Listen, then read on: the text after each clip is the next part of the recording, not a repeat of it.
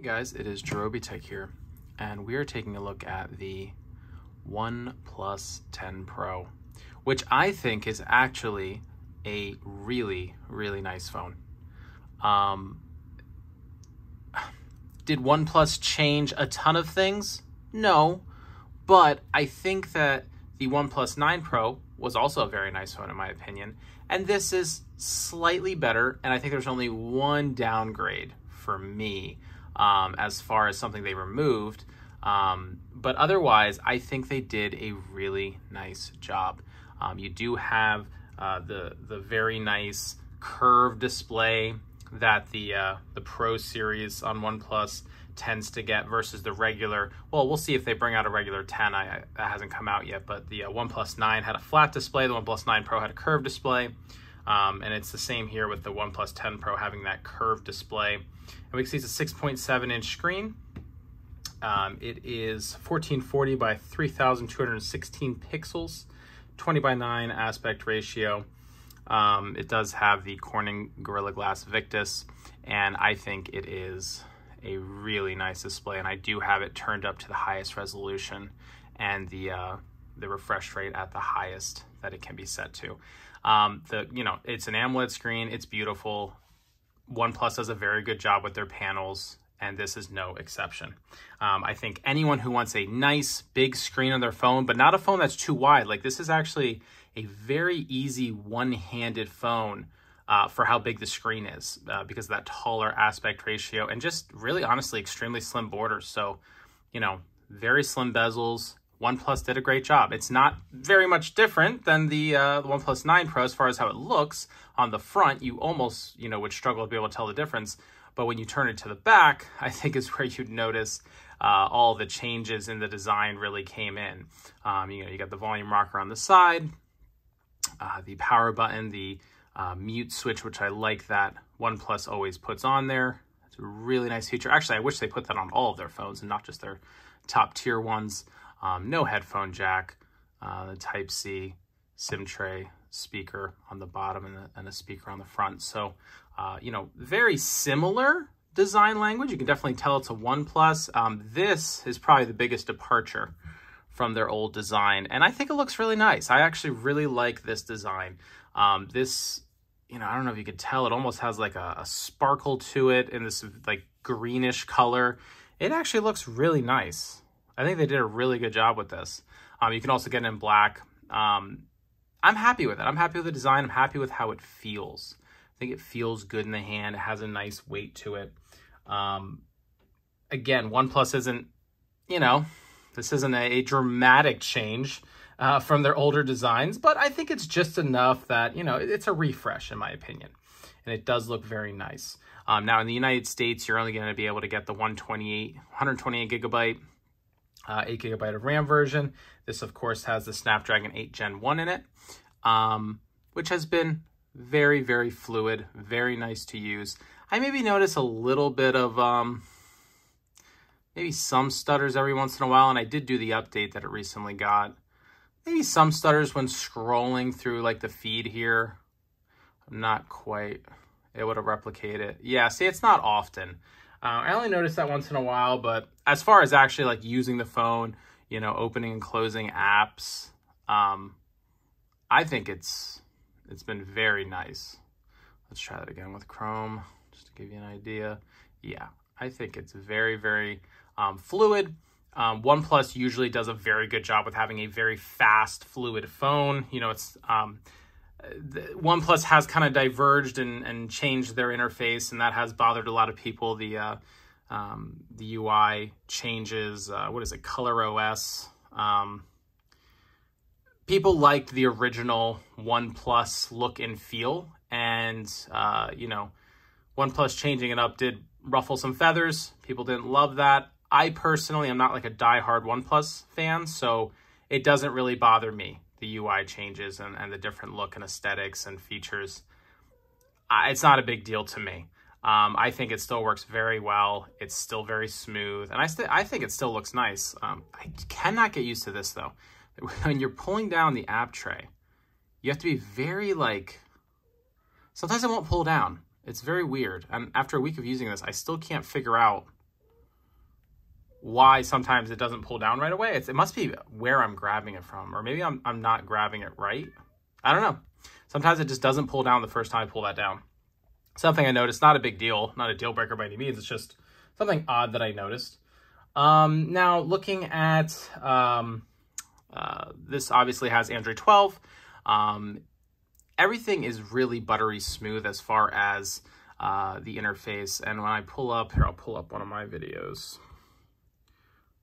Oh, I don't know what that was. That was a little weirdness with the keyboard there. Let's pull up my Surface Duo review. A fingerprint magnet, as you can see, wow, that's actually horrible looking. Let's go to a portion that has some music. Yes.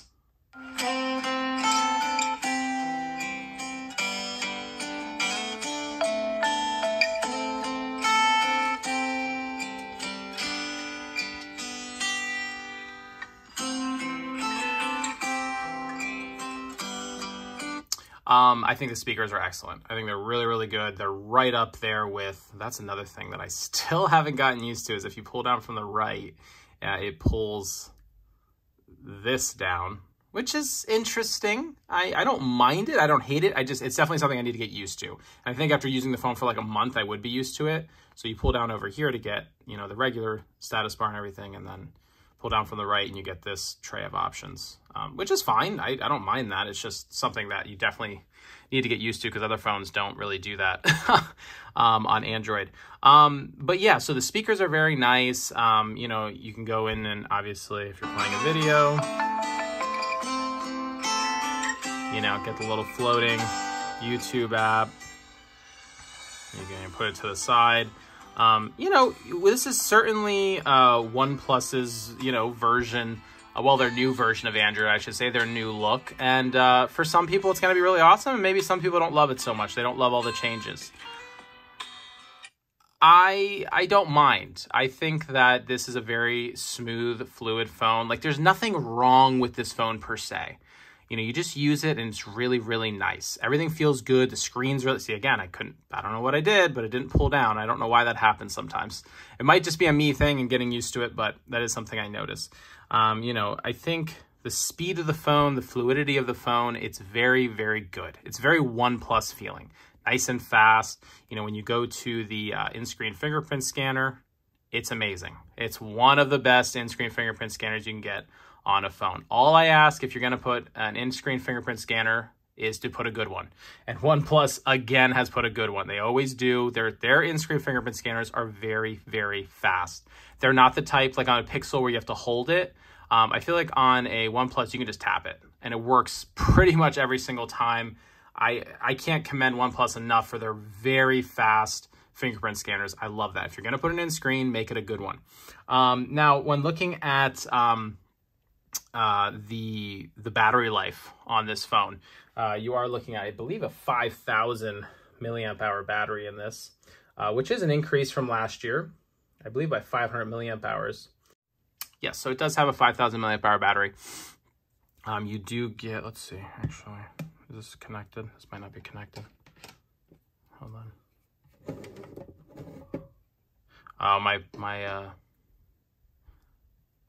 So yes, you do indeed get a 5,000 milliamp hour battery, which is really nice. It does have wireless charging, fast wireless charging, and reverse wireless charging, which is fantastic. Glad they added that. You would expect it on a phone of this tier. And this phone's only coming in at like $899 in the US. Again, that's the 128 8GB model. So teach their own. If that's enough for you, awesome. It may not be, and a lot of people are bothered that there's not other options for the US model. Which I understand, I get it. I think this is plenty for most people, but I completely understand people wanting other options and being willing to pay for those other options. So it's a little frustrating to see OnePlus limit buyers here in the US, but we'll see. That could change. I don't know. Now, as far as I was saying, the battery life with the 5,000 milliamp hour battery, it's very good. It's very good battery life. You're going to have no problem getting through a day with this phone, maybe even two, depending on how you use it and depending on the settings that you choose. Because if you come into the display settings, there's a couple options here as far as screen resolution, which I have set to QHD plus, the highest. Obviously, you can bump it down to FHD plus, or you can let the phone auto select depending on what you're doing. And then the refresh rate, obviously, you can choose higher standard. So I will say that you should be able to get 7+ hours of screen on time with this phone with pretty much no problem. And the reason I'm going to say 7+ and not give more specific numbers is because it is very dependent on which of these modes you choose, what you're doing with your phone. Bottom line, though, you're not going to have any issue getting through a day with this phone. It's very good battery life. I think OnePlus did an excellent job with it. So I don't think anyone will have any issues. Again, depends on the settings, though. Obviously, if you game a lot or if you're putting the highest settings like I do, the QHD and the high refresh rate, maybe not quite as long as you could get if you lowered those. So it's up to you. What do you prefer? Do you prefer having the top settings and maybe slightly less battery life, but still good? Or do you want a little bit more battery life and a little bit lower settings you don't mind? So that's up to you guys. But I think either way, this has good battery life and you shouldn't have an issue with it. Now, when looking at the cameras, always the top thing that people are looking for in phones, you have a 48 megapixel f1.8 main lens. You have laser autofocus, phase detection autofocus, and optical image stabilization. You have an 8 megapixel telephoto lens with phase detection autofocus, optical image stabilization, and a 3.3 times optical zoom. And then you also have a 50 megapixel ultra wide, which is kind of their thing this year. Is they're doing a little bit more with the ultra wide, and also it's one of the bummers for me is the ultra wide, and I'll tell you why in a second. And it also has 8K video recording at 24 frames per second, or up to 8K, I should say. So my main, wow, that was one of the rare times it didn't open with a fingerprint scanner. That was interesting. It almost always works. As far as the cameras are concerned, I will say these are very good cameras. I think OnePlus has tuned it a little better than last year. It's very accurate with the colors. The dynamic range is good. Detail could be better in my opinion. I think they over sharpen a little bit and it kind of looks distracting in some photos, but I wish the 48 megapixel mode had more detail in close-up subjects. I noticed I took some pictures with the 48 megapixel mode. And as you can see, a lot of the pictures come out very, very nice. Like, you know, the 48 megapixel high resolution mode is good. It's just when I was, let me see if I can find it. You know, I tried to take some outside and it just, I don't know if you can tell. One, a lot of them came out blurry and I don't know why. And there's just not a ton of detail there. It's very over sharpened and this doesn't look like a 48 megapixel photo. And this is, OnePlus isn't the only company that I have issues with this. You know, some of the more recent Samsung phones, you know, if you're going to put a high resolution camera, I want all the detail when I switch to that mode.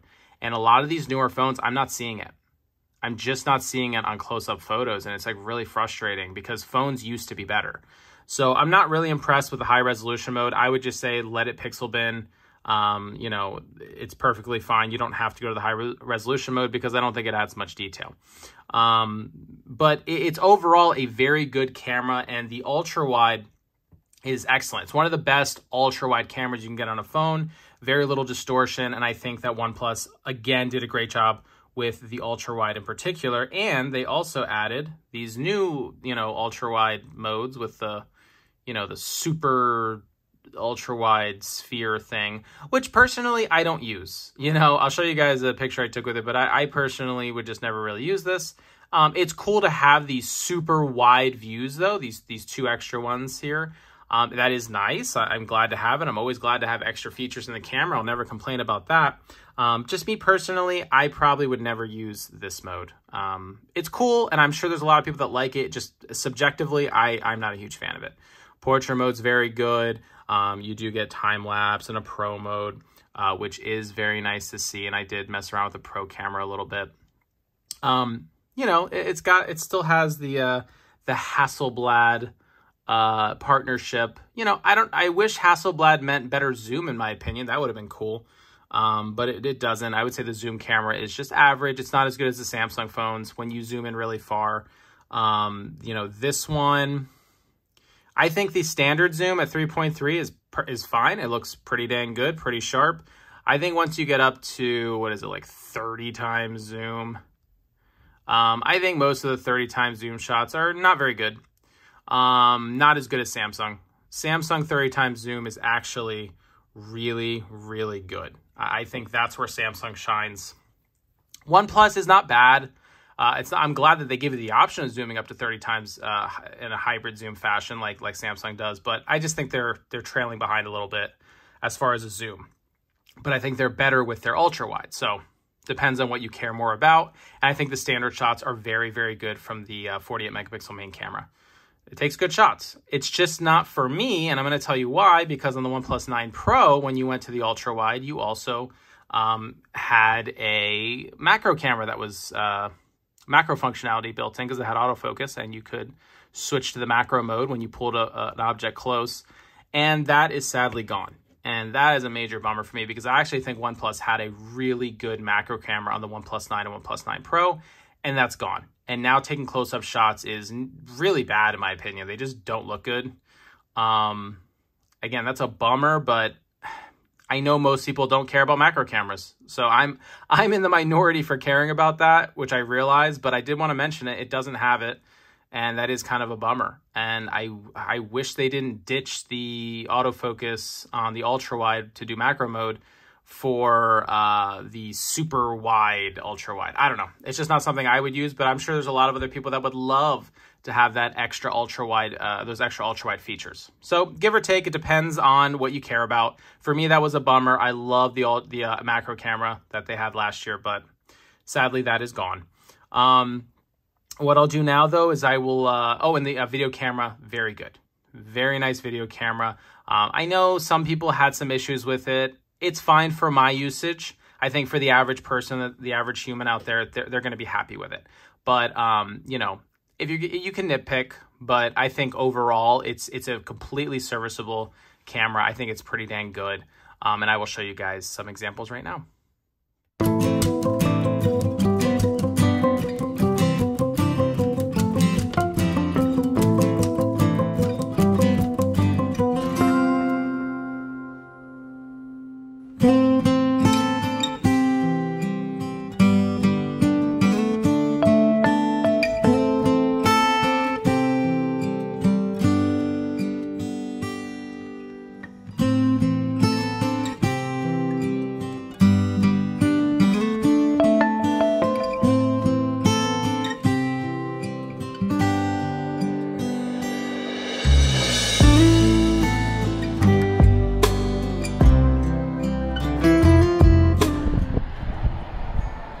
This is a video test with the OnePlus 10 Pro.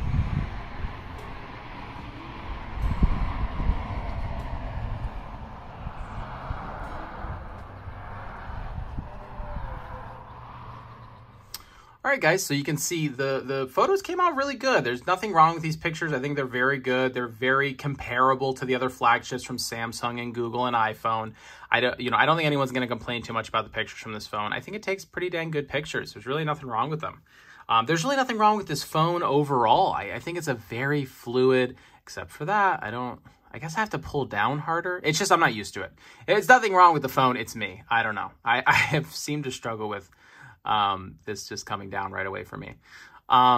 There's nothing wrong with this phone. A lot of people have complained about it. Like I said, the specs that OnePlus is bringing in the United States versus what they're bringing elsewhere, people are upset about, and I completely understand that. I think that's valid.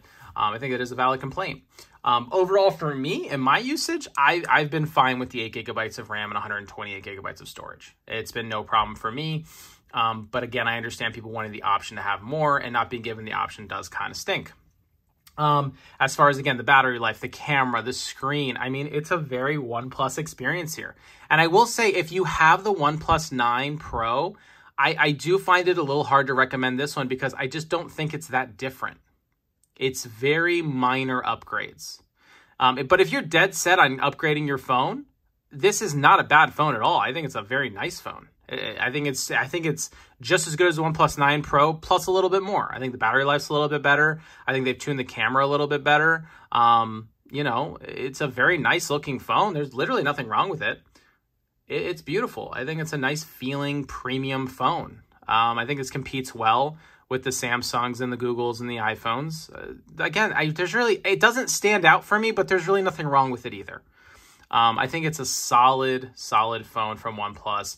I'm curious to see. I don't know if they're bringing the OnePlus 10 or if that's just, I don't know. I don't know if OnePlus has changed their strategy. I've heard about the OnePlus 10, but usually they release them at the same time. So I guess we'll see. Or maybe if anyone knows in the comments what they're doing with OnePlus 10. That's usually the phone I prefer because I like a flat display versus the curved display here. But again, I put my wallpaper that I made on this. It looks beautiful. It looks nice and vivid. The blacks are very deep. Classic AMOLED, it looks nice. It looks really nice. I have very few complaints about this phone. And I love having that little silence slider. I love that. I wish all Android phones had that. It's really nice to have. It's one thing I like from iPhone, and I'm glad that OnePlus has stuck with that. Yeah, guys, if you guys have any questions about the phone, any future phones you'd like to see, please let me know. Post some comments down below. Again, if you have questions about this one and my experience with it, I think it's a solid phone. I can recommend it. Again, I just struggle to recommend it if you already have the OnePlus 9 Pro. That's really going to be up to you. If you're the type that wants to update all the time, then heck yeah, it's not a worse phone. I think it is slightly better. I just don't know if it's like that much better that it's worthy of you upgrading your phone and spending your hard-earned cash. So I'll leave it at that though, guys. It is a solid phone. I've really enjoyed using it. My only bummer really for me, which is very subjective, is that no macro. I really wish they didn't take that away. But that's a me thing. I know a lot of people don't care about that. Overall though, solid phone. So if you guys have any questions, comments, please leave them below. And please subscribe to the channel if you like what you see and you'd like to see more. All right, guys, I'll see you later.